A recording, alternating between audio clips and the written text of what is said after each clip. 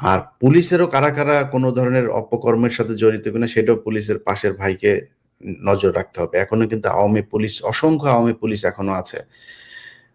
খোদা বক্স আর হচ্ছে আইজিপি দুইজনে মিলে এখন পর্যন্ত পুলিশের সেই রিফর্ম করতে পারে নাই, সেই পরিমাণে সংখ্যক যারা এতদিন চাকরি পায়নি তাদেরকে তারা চাইলে পুলিশে ঢুকাইতে পারতো, ঢুকায় নেই। এখনো অনেক পুলিশ আছে তারা এই স্বৈরাচারের দোষর, স্বৈরাচারের হয়ে কাজ করেছে তারা আছে।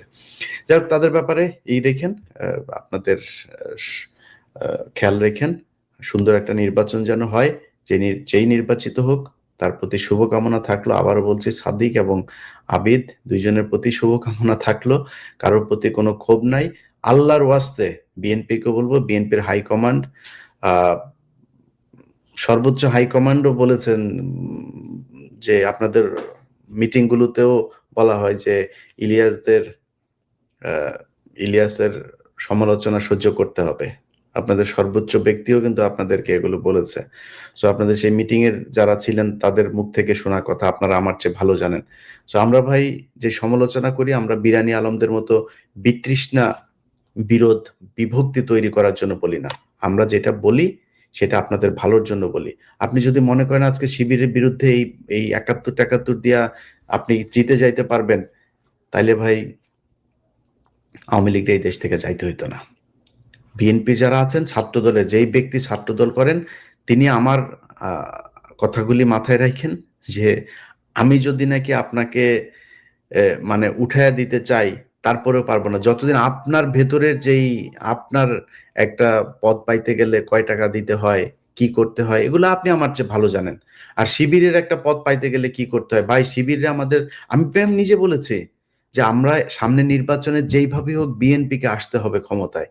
বিএনপি কেন আসতে হবে? কারণ আমার এই মুহূর্তে ইসলামী কোনো দলকে অ্যাফোর্ড করার মতো সেই অবস্থা, সেই পরিস্থিতি বাংলাদেশে নাই। এটা যদি হয়, বিদেশিদেরকে বোঝানো হবে যে এই সে জঙ্গি টঙ্গি সব এরা ইসলামী দল ঢুকে গিয়েছে, বিএনপি আসুক। তারপরে এবার বিএনপি ভুল করবে, অনেক ভুল হবে, এই দেশের মানুষের প্রত্যাশার শেষ নাই, প্রত্যাশা পূরণ করতে পারবে না, না পারলে কি হবে, পরের বার জামাত আসুক, আমার কোনো সমস্যা নেই। এবার চেয়েছি আমি। সো আপনাদের আমি চাই আসেন, কিন্তু ভাই সমস্যার সমাধান করতে হবে। জামাতের একটা কাউন্সিল হয়, সেখানে কেন মারামারি হয় না, চেয়ার ছোড়াছুড়ি হয় না কেন, পদ নিয়ে কেন কখনো কারাকারি হয় না, তার কেন টেন্ডারবাজি করতে হয় না, সে কেন নিজের পকেটে টাকা দিয়ে রাজনীতি করে? এই জিনিসগুলি আপনাকে প্র্যাকটিস করতে হবে।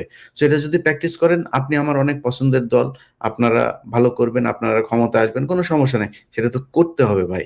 আপনার যদি এখন এই পদ পাইতে গেলে যদি নাকি রাকিব সাহেবকে পয়সা দেওয়া, রাকিব সাহেবকে নারী দিয়া খুশি করে তারপরে পদ পাইতে হয়, তো সমস্যা। এইভাবে তো আপনি একটা দলকে ভালো জিনিস পাবেন না। তো তখন আপনি যখন টাকা দিয়ে তার কাছ থেকে পদ নিবেন, আপনি তো টাকা কামাবেন, টাকা পাবেন কোথায়? চাঁদাবাজি করবেন, টেম্পু স্ট্যান্ডে, বাস স্ট্যান্ডে, যা যা বলা হয় আপনাদের বিরুদ্ধে, এগুলো তো হচ্ছে। আমরা স্বীকার করি আর না করি, আমরা বলি আর না বলি, এগুলি হচ্ছে, মানুষ দেখছে।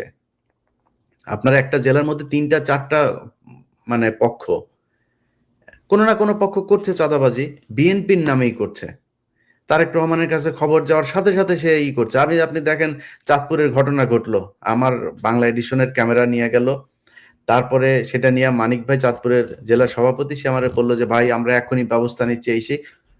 কোনো ব্যবস্থা নেয় নাই, কোনো ব্যবস্থা নেই। মামলা হয়েছে, ওসিরে দিয়ে, যে ওসির বিরুদ্ধে অভিযোগ সে ওসিরে দিয়ে আসামি ধরানো যাবে, একজনও ধরে নাই। চাঁদপুরের এসপি সাহেব বললেন ভাই আমরা অভিযান চালাচ্ছি, ইটস বিন 7 days, হয় নাই, কিছুই হয় নাই।